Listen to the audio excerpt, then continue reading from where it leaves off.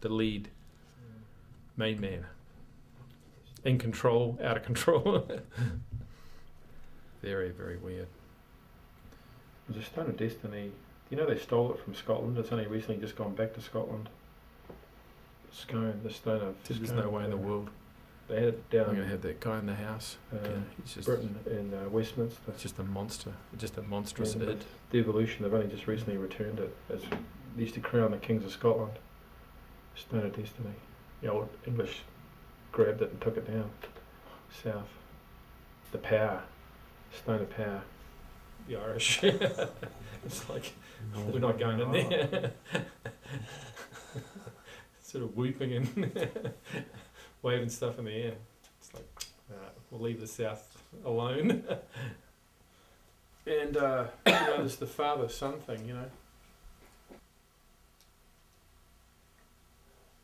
But he actually had Irish blood too.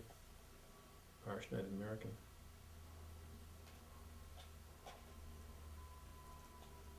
And it was weird because earlier we'd been walking around Philly. We went to a graveyard over not terribly far from where his place was, on the south side.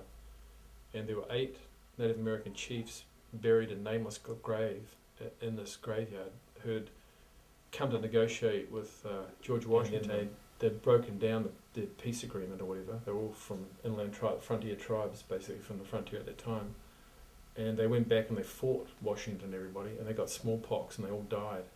And they're all buried in this graveyard, but they didn't give them any markings. I made them a sword, and 8 chiefs were buried there. And I looked at it and I said, this is really disgusting. This is like helping him out.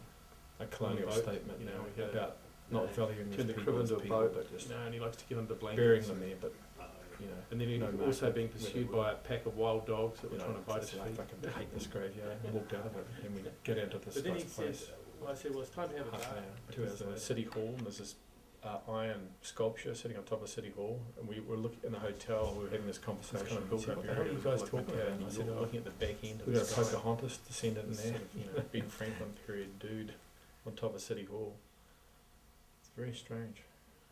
He was a young man, sort of supposed genius. It was almost like Jabba the Hutt, We went back to Tom Lax's place and he's snoring like this big fat beach whale, and then he got up and he was out of his mind. He drank all of Tom's homemade lemon jello and was completely wasted. Got to the gig and the golden mind, the the golden golden hand. hand. The band performed. He was on stage and So this last green night mind he he was was me. I was in the bath, completely and off his face. I was going, Green I hand. can't see. Meta-programming. Talking like laughing and That was the Another crowd. side. I recognise the name.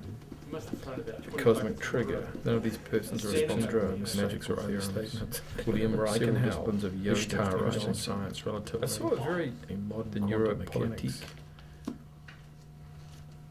Schrodinger's cat, flexible mind, incredibly flexible. Gurdjieff's self-observation exercises, trying to synthesize. I think I've read some stuff that he's written about. What the hell does that mean? Drugs, Mirabelle and drugs. 73. Miraculous dictation, miraculous statement, and a wonderful sense of humour. I turned up at the school and everybody thought I looked like a bad bastard, like I was trouble. And I didn't think I'd look like I was anything, but it seemed like a gay officer. Caliban, the vibration, the Cyclops, the one-eyed Cyclops. At 15, put an eye in the centre of the third eye, right? Or one eye. Blame it on the Irish, I think. Or the Scots, I don't know, one of the two. Or the French Huguenots.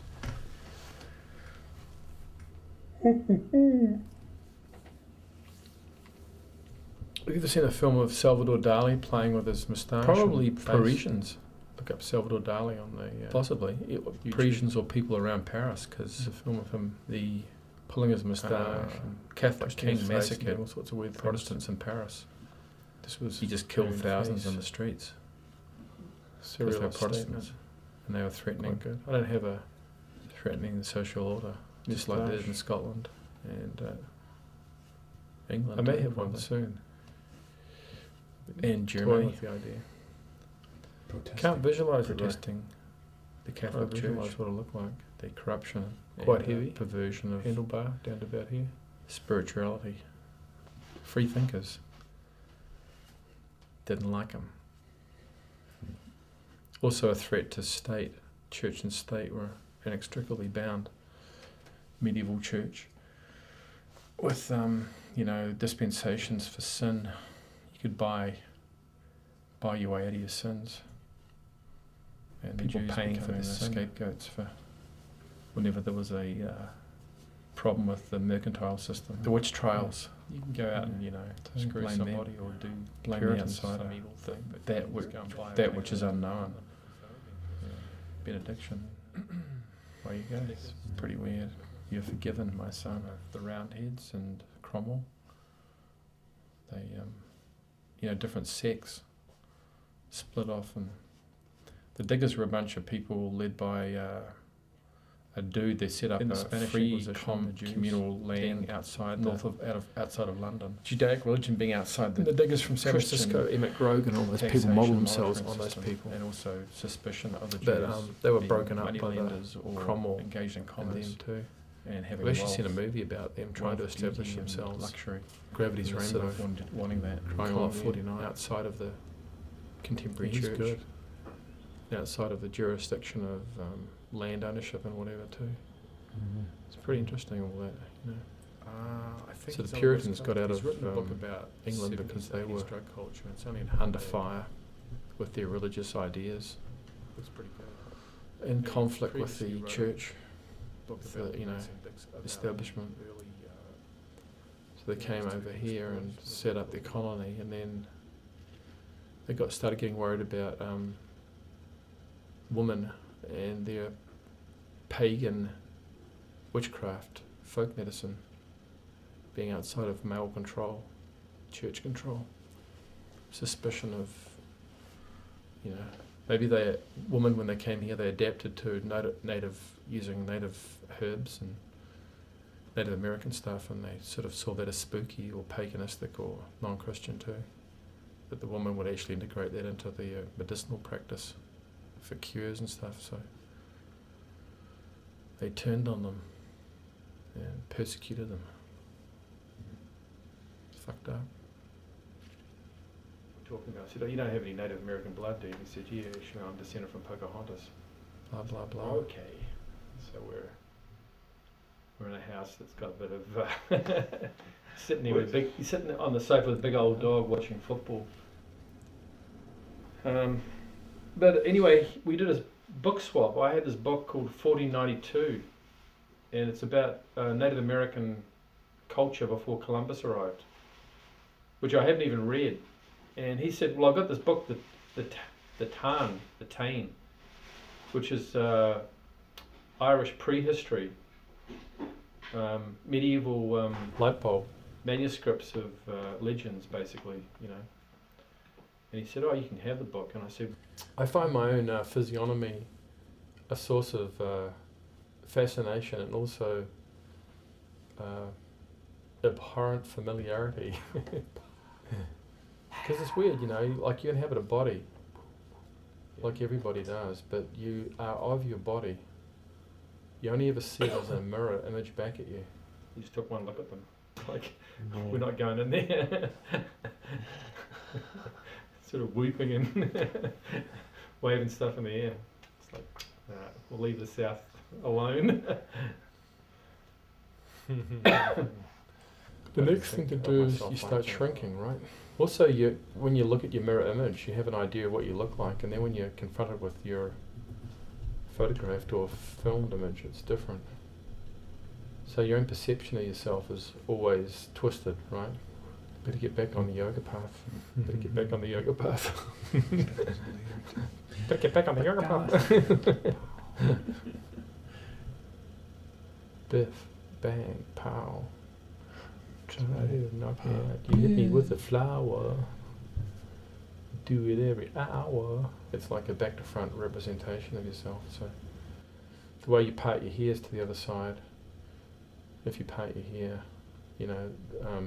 aspects of what you think your face aren't. It's weird. It's strange. Most strange. And I think I've got a very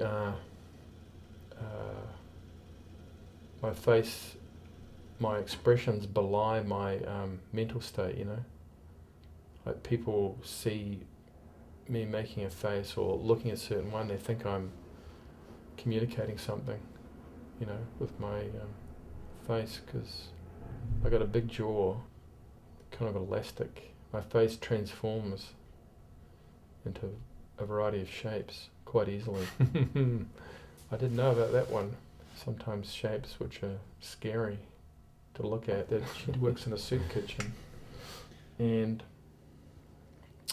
when I had that ritual, you know, for my friend Julian, that artist who died, 49, down on the East River, I went down with these two women. One is an old friend of hers, who I first stayed with in New York, and another younger woman, an artist.